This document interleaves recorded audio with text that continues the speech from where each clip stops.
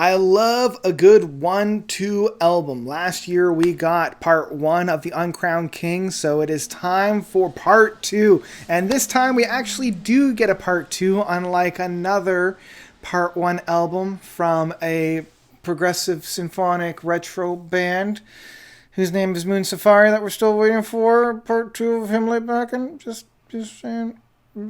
Anyway, let's get on with this review. Jesus. Lift your eyes to the new day dawning. The Uncrowned King Act 2 by Evership. So Evership is they're touting themselves as a melodic progressive rock group, and they're not necessarily wrong. I always kind of akin this style of progressive rock to more of like a retro prog. And so it's being led by composer, multi-instrumentalist, and producer-engineer Shane Atkinson. And the first album of Evership, I was really, really surprised about.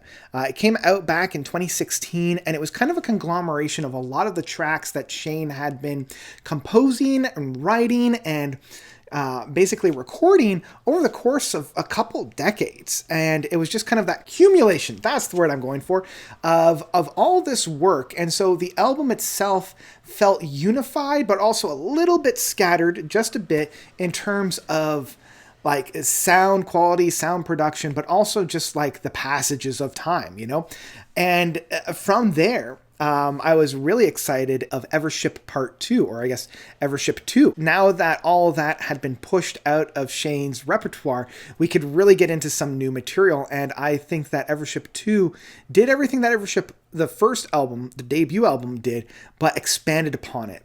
He brought forth a lot of those different motifs and really perfected a lot of the styles that he was trying on that first album. Come to last year, and we get this big overarching story of the Uncrowned King. This father, this king figure that's in the last days, worried about who's going to inherit the throne. He's got 2 hopeful sons that might be able to take it on, but he's not quite sure which one it's going to be. At the end of the album, Pops dies. There were a lot of tracks off of this album that I thoroughly enjoyed. It was just over an hour long with 7 tracks on it, and it had some of my favorite retro prog from last year. Crown Shine and Alterline, The Tower being one of my favorite tracks of 2021. The only downside, I would say, is that the final track of Wait felt a little out of place because it was kind of the placeholder for the transition between the 2 albums as we got into this album, the second one. So Act 2 opens up thematically and narratively with the 2 brothers trying to figure out which one's going to rule. I want to say this right from the beginning because I think that will help both of us kind of meet in the middle. This is the first Evership album that I have been slightly disappointed with. Each of the albums that I've already mentioned of Evership has come to the playing field with some really immediate, juicy, big sounding, really like tangible progressive rock. And this is the first one that really doesn't have it. This one is just under an hour. And we've got 9 minutes, but the longest track on here is about 8.5 minutes. And I think what would have really, really helped this album is if they consolidated and combined maybe about 2 or 3 of these tracks into one bigger, meatier track. We would have had something really, really special on our hands.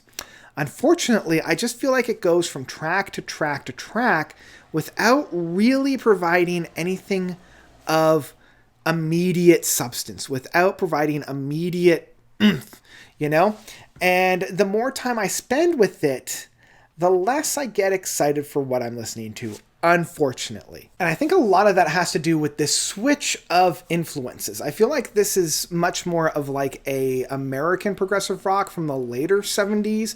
Like we're looking at bands like Styx, or Kansas or Boston, especially with the first 2 tracks of The Voice of the Night and Massive Pursuits. I just feel like these 2 tracks, they open up the album quite well, especially The Voices of the Night. But man, once we get into Massive Pursuits, it's heavy hitting, you know, it's got a lot of energy. I love the vocal works on here. It's very punchy. It's got that very big arena rock aspects to it, but there's not a whole lot of prog on here. You know, like they're definitely flirting and trying with this new kind of punchier, shorter, more concise tracks.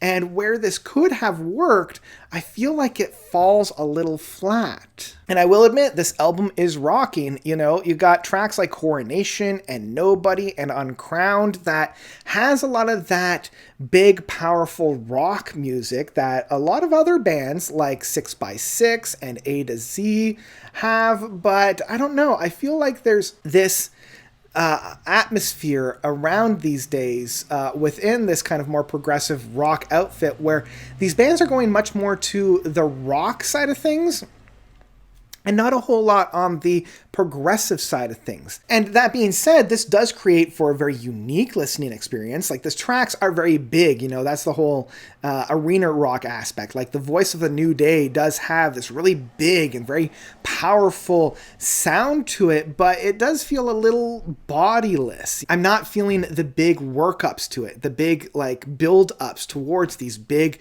moments. It's kind of like just seeing an explosion without any anticipation for it. Now, luckily, the album does end on a very high note. It does end on my favorite track of Uncrowned, and a lot of that has to do with some of the reprises that we have from the original album of the Uncrowned King part or Act 1.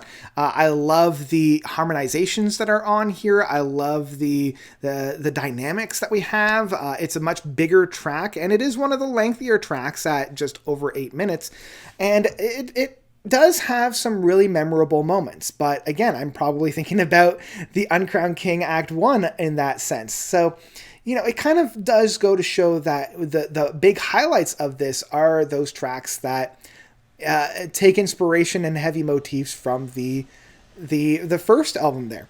And Pilgrim's Reprise has a good way of ending things off. I like how it starts off a little bit slower and then builds itself back up to a very satisfying conclusion. So, yeah, in the end, I will once again reiterate that the Uncrowned King Act 2, I was a little disappointed with. And I got an early copy of this album, and even after I blew through the actual, you know, release date, I was still hoping that something would come through. I was really hoping that something big and something exciting would come through, and in the end, it really didn't.